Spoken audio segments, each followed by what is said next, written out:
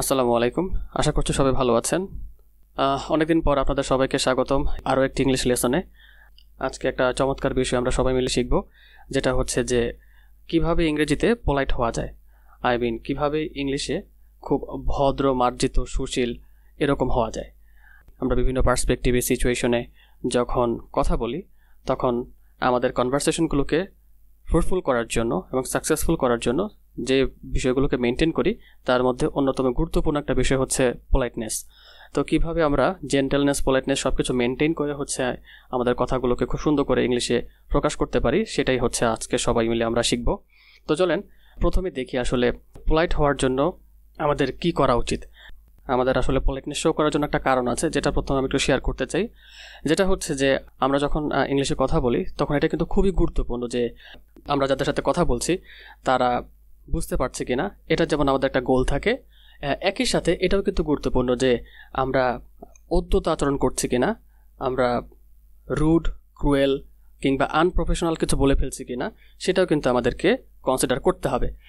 English ল্যাঙ্গুয়েজে অনেকগুলো words and phrases আছে যেগুলো আমরা ব্যবহার করতে পারি যদি আমরা ইংলিশে নাইস এবং পোলাইট হতে চাই।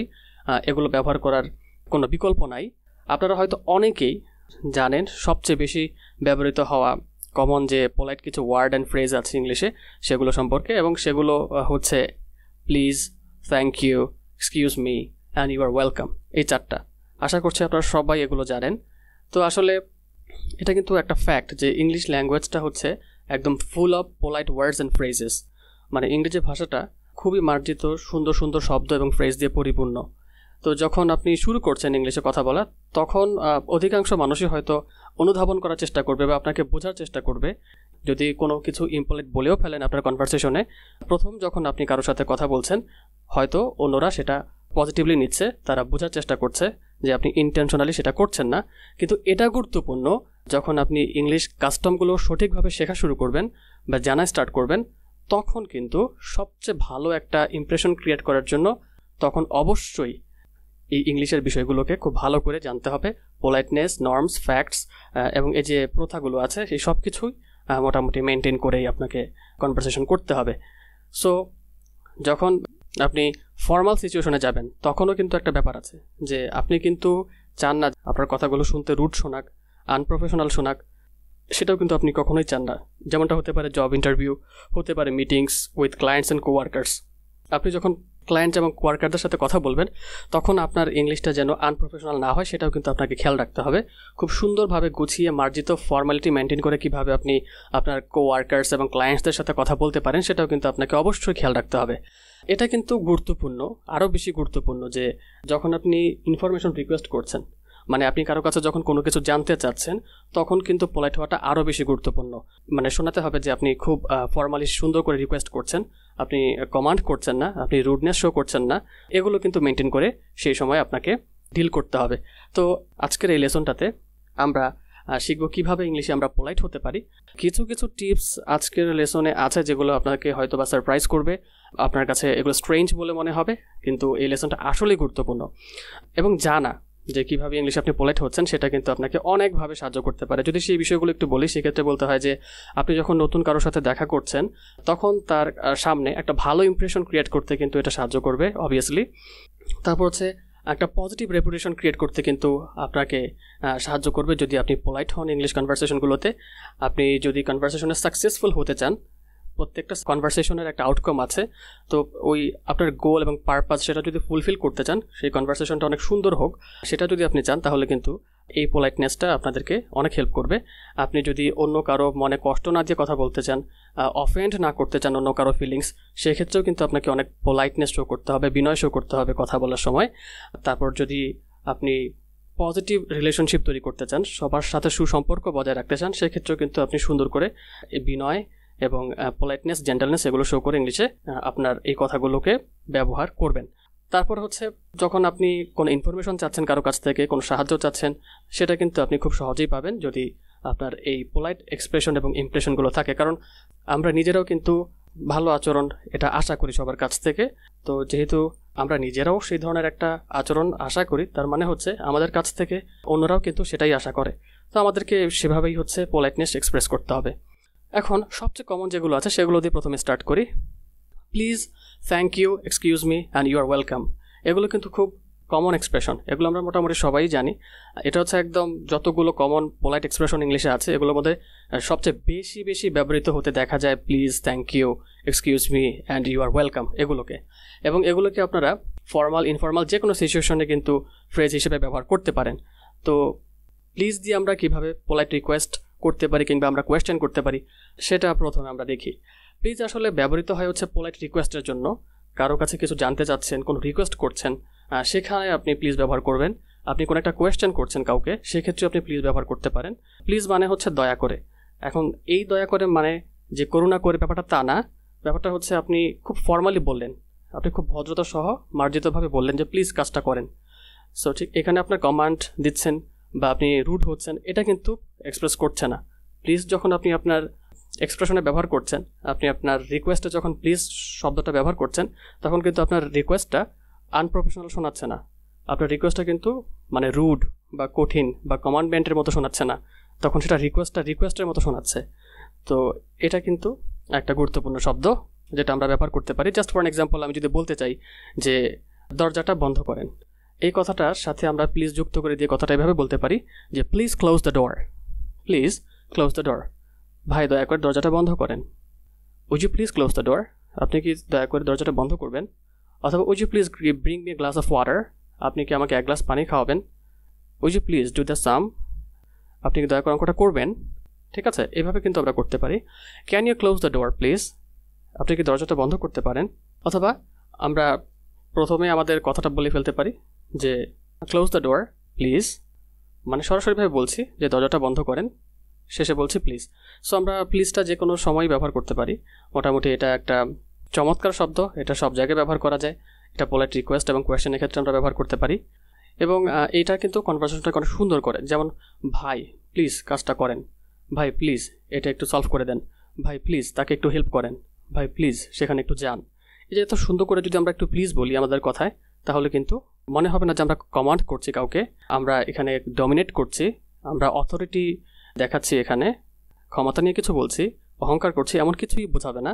প্লিজ কথাটা কিন্তু কথাটাকে অনেক সুন্দর করবে, আপনার রিকোয়েস্টটাকে অনেক পোলাইট করবে, জেন্টেল করবে। এই জন্য প্লিজ শব্দটা আমরা বিভিন্ন জায়গায় ব্যবহার করব। এরপর সেকেন্ড যে এক্সপ্রেশনটা আছে সেটা একটু দেখি। থ্যাংক ইউ, এই থ্যাংক ইউ এক্সপ্রেশনটার সাথে আপনারা কম বেশি সবাই পরিচিত, আপনারা সবাই জানেন থ্যাংক ইউ মানে হচ্ছে আপনাকে ধন্যবাদ। এটা হচ্ছে একটা পোলাইট এক্সপ্রেশন। এটা আমরা সাধারণত ব্যবহার করি হচ্ছে অ্যাকনোলেজ করার জন্য কোনো একটা গিফট, একটা সার্ভিস অথবা কমপ্লিমেন্ট, মানে স্বীকার করার জন্য কোনো একটা গিফট অথবা কোনো সেবা অথবা কেউ আমাদেরকে কমপ্লিমেন্ট করেছে, ভালো মন্তব্য করেছে আমাদের সম্পর্কে, তখন কিন্তু আমরা একটা পোলাইট এক্সপ্রেশন হিসেবে থ্যাংক ইউ বলতে পারি। এটা কিন্তু এছাড়া আরও একটা সিচুয়েশন আছে যেখানে ধরেন আপনি কোনো কিছু রিফিউজ করছেন, আপনি কোনো কিছু অ্যাকসেপ্ট করছেন না, রিজেক্ট করছেন কোনো একটা অফার, কোনো প্রপোজাল, সেক্ষেত্রেও কিন্তু আপনি থ্যাংক ইউ বলতে পারেন। মানে বিষয়টা হচ্ছে ধরেন আপনার কিছু লাগবে না, ঠিক আছে, ধন্যবাদ ভাই আমার লাগবে না, থ্যাংক ইউ, আপনি কিন্তু সেখানেও থ্যাংক ইউ বলতে পারেন।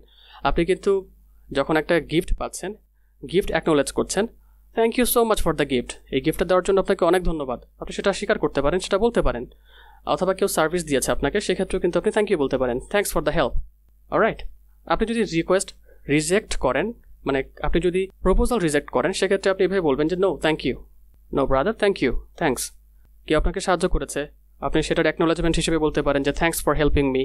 এবং থ্যাংক ইউ বলার কিন্তু অনেকগুলো ওয়ে আছে, সিচুয়েশনের উপর ডিপেন্ড করে হচ্ছে আমাদেরকে এই এক্সপ্রেশনগুলো ব্যবহার করতে হয়।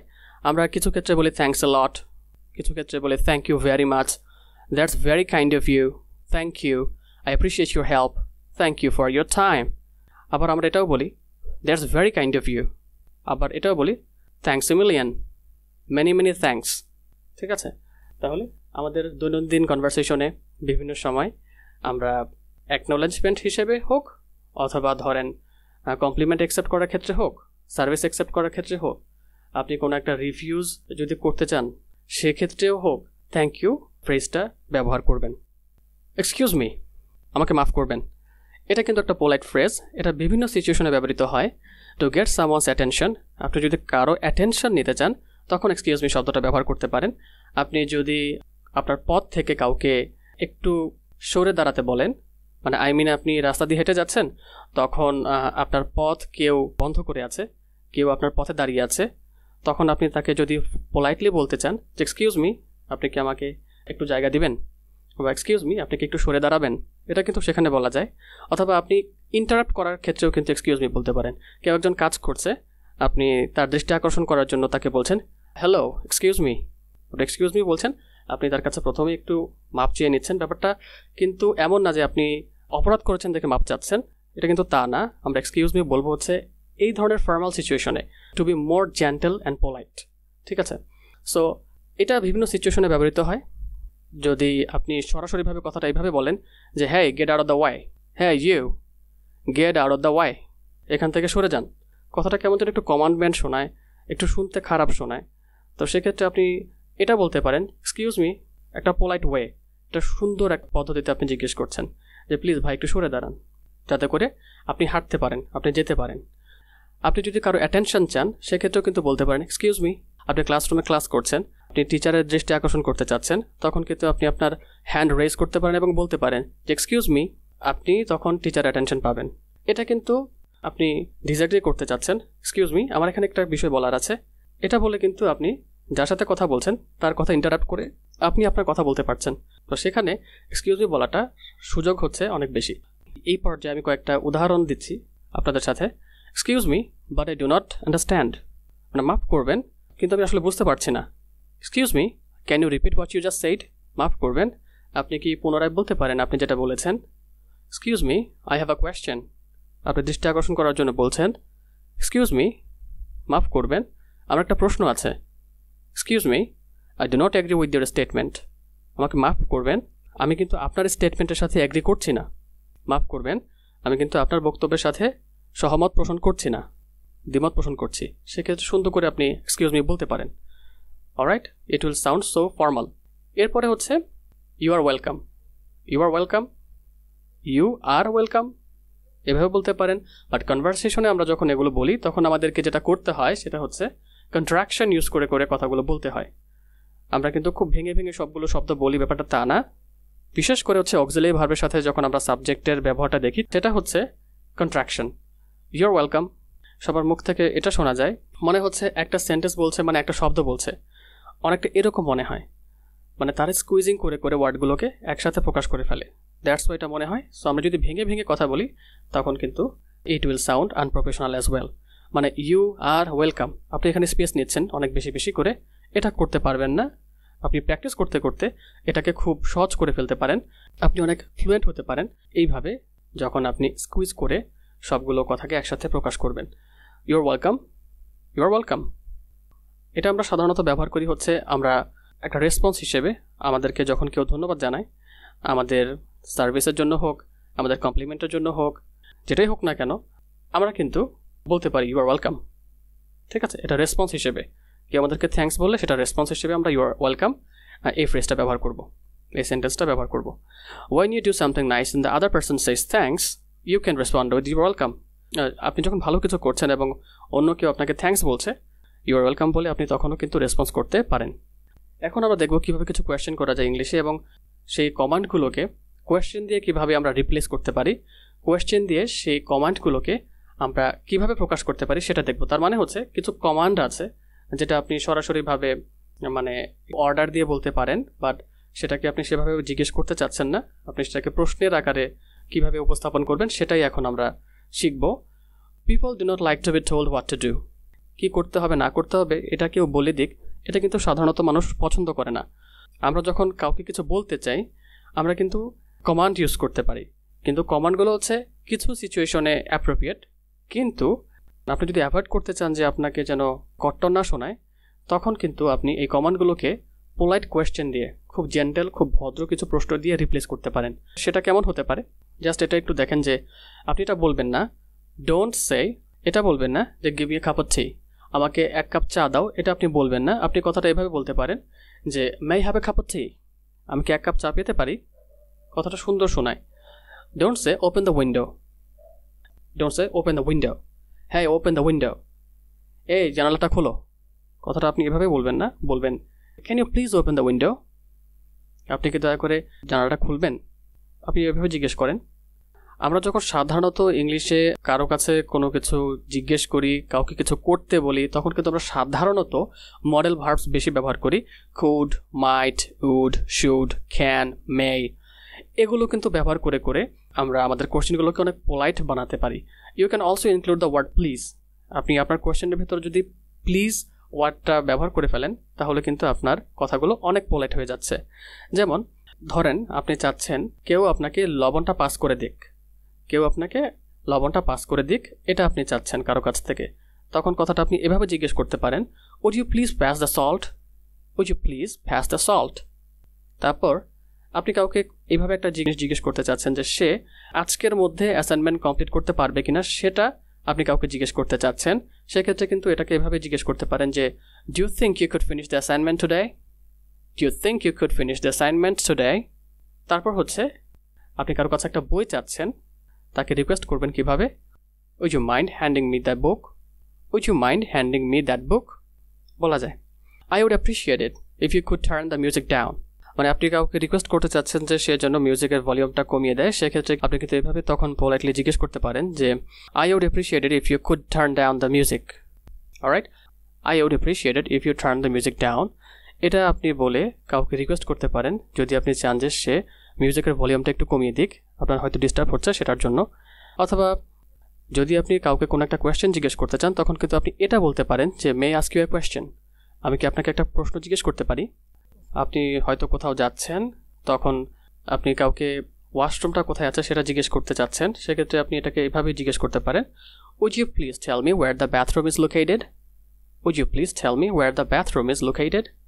তারপর হচ্ছে আপনি ব্যাগগুলো নিয়ে হেঁটে যেতে পারছেন না, আপনি কারোর সাহায্য চাচ্ছেন, তখন কিন্তু আপনি কোয়েশ্চেনটা এভাবে জিজ্ঞেস করতে পারেন, can you please help me with this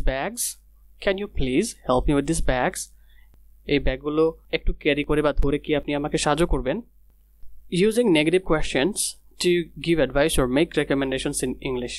formal কনভারসেশনগুলোতে আপনি কিন্তু নেগেটিভ কোয়েশ্চেন ব্যবহার করে খুবই ভদ্রতা সহকারে অ্যাডভাইস দিতে পারেন, আপনার ওপিনিয়ন শেয়ার করতে পারেন, আপনি রেকমেন্ডেশন দিতে পারেন, আর এগুলো কিন্তু অনেক হেল্প করবে আপনাকে। Negative question changes strong language into soft language. আপনি খুব শক্ত হার্ড একটা ভাষা ব্যবহার করছেন, সেটাকে কিন্তু আপনি খুব সহজেই সফট ল্যাঙ্গুয়েজে কনভার্ট করতে পারেন এবং আপনাকে অনেক সাউন্ড পোলাইট শোনাবে যদি আপনি নেগেটিভ কোয়েশ্চেন ব্যবহার করেন। এখানে কিছু এক্সাম্পল দিয়েছি নেগেটিভ কোয়েশ্চেনের, সেগুলো হচ্ছে আপনি এটা বলবেন না, you need to fix the spelling in this document. এই ডকুমেন্টে যে স্পেলিংটা আছে সেটা আপনাকে ফিক্স করতে হবে। আপনি কথাটা এভাবে বলতে পারেন, don't you think this document would be more professional if all the spelling was correct. আপনি কি মনে করেন না যে এই ডকুমেন্টটা হয়তো আরও বেশি প্রফেশনাল হতো যদি আপনার সবগুলো স্পেলিং কারেক্ট থাকতো। Don't say you should spend more time practising your English. আপনার অনেক বেশি সময় অতিবাহিত করা উচিত ইংলিশ প্র্যাকটিস করার জন্য। আপনি এটা বলেন, shouldn't you spend more time practising your English. কথাটা একটি নেগেটিভ কোয়েশ্চেন আকারে এটা জিজ্ঞেস করেন, এই কথাটাকেই shouldn't you spend more time practising your English. আপনি এটা বলবেন না, this would be better if you typed it. এটা হয়তো ভালো হতো যদি আপনি টাইপ করতেন। কথাটা এভাবে না বলে বলবেন, would this look better if it was typed. এটাকে টাইপ করলে সুন্দর লাগবে, would this look better if it was typed. কথাটা যদি এভাবে জিজ্ঞেস করেন যে এটাকে যদি টাইপ করা হয় তাহলে কি দেখতে সুন্দর লাগবে, তাহলে কিন্তু সুন্দর খুব ভালো শোনায়। ডিসএগ্রি করতে চাচ্ছেন, খুবই বিনীতভাবে করতে চাচ্ছেন ইংলিশে, তখন সেটা আপনি কিভাবে করবেন সেটা আমরা এখন দেখি। এটা কিন্তু ওকে, ঠিক আছে যে আপনি কারোর সাথে মাঝে মাঝে ডিসএগ্রি করবেন, আপনি তার সাথে সহমত পোষণ করবেন না, এটা হতেই পারে। এবং যখন আপনি সহমত পোষণ করছেন না তখন কিন্তু আপনাকে অবশ্যই পোলাইটলি ডিসএগ্রিটা করতে হবে, রেসপেক্ট করতে হবে তাদের অপিনিয়ন এবং থটসকে। তারপর হচ্ছে সুন্দরভাবে আপনি আপনার কথাগুলো আপনি বলে ফেলবেন। বেশ কয়েকটা এক্সপ্রেশন শেয়ার করবো আপনাদের সাথে, যেগুলো ব্যবহার করে আপনি খুব সহজেই দ্বিমত পোষণ করতে পারবেন অন্যদের সাথে, এবং আপনাকে কিন্তু খুব একটা রুড শোনাবে না। আপনি খুবই বিনীতভাবে মতের মিল না থাকলে আপনার মতামত আপনি সুন্দরভাবে সবার সাথে শেয়ার করতে পারবেন এবং এতে অন্য কেউ অফেন্ডও হবে বলে মনে করি না। তো চলেন দেখি কী ধরনের এক্সপ্রেশন আমাদেরকে ব্যবহার করতে হবে। I understand what you are saying. আমি বুঝতে পারছি আপনি কি বলছেন, কিন্তু তারপর হচ্ছে আপনি আপনার কথাটা বলে গেলেন।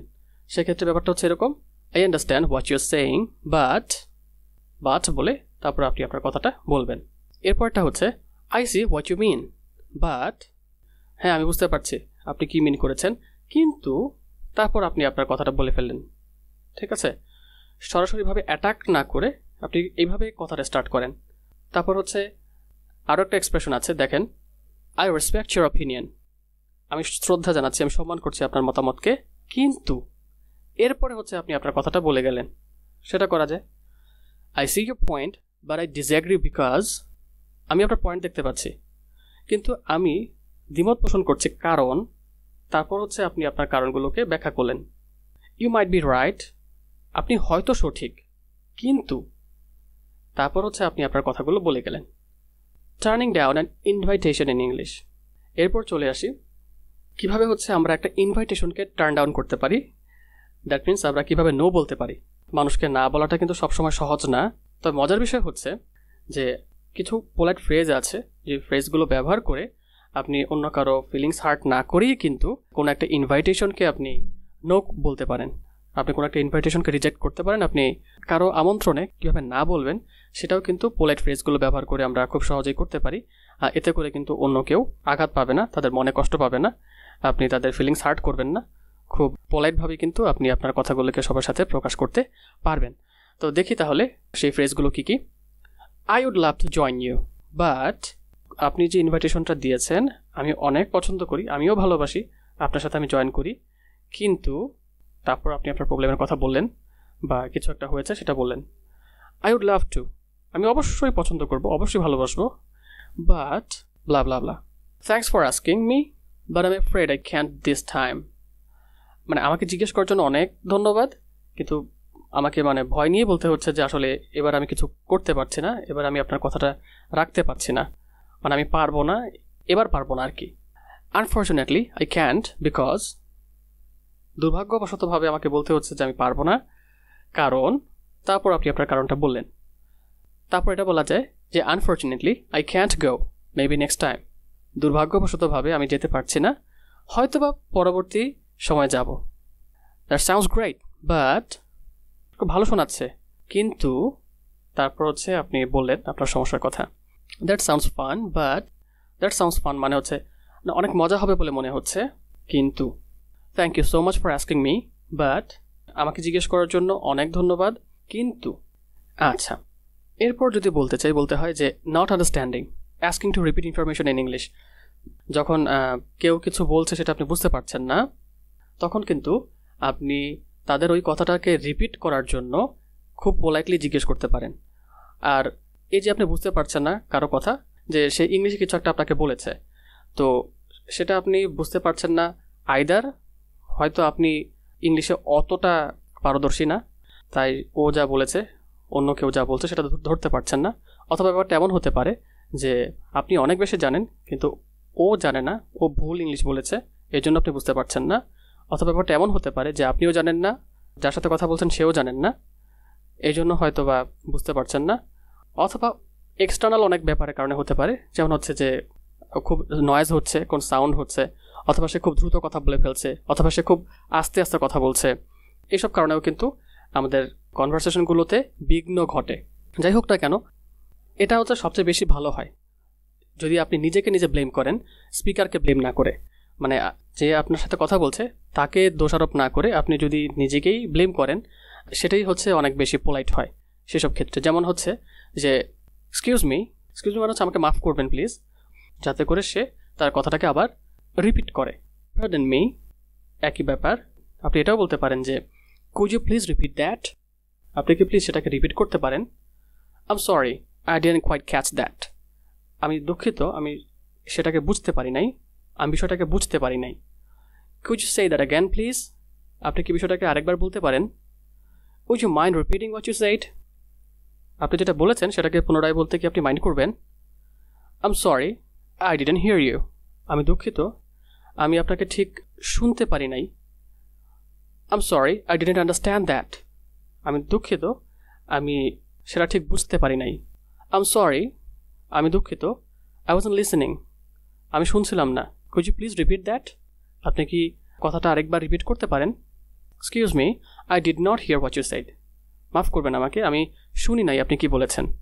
তো এইভাবে করে করে হচ্ছে ইংলিশে অনেক পোলাইট হওয়া যায়, ইংলিশ কনভারসেশনগুলোকে সাকসেসফুল করা যায় এবং খুব চমৎকারভাবে হচ্ছে আপনাদের কনভারসেশনগুলোকে আপনারা এগিয়ে নিয়ে যেতে পারবেন এবং পজিটিভ একটা রিলেশনশিপ মানুষের সাথে বিল্ড আপ করতে পারবেন। আশা করছি এই পর্যন্ত আপনারা সবাই যতটুকু শুনেছেন সেগুলোকে প্র্যাকটিক্যালি বিভিন্ন জায়গায় ব্যবহার করার ট্রাই করবেন, চেষ্টা করবেন। তাহলে এই পর্যন্তই, সবাই ভালো থাকেন, আমার জন্য দোয়া করবেন। আল্লাহ হাফেজ, আসসালামু আলাইকুম।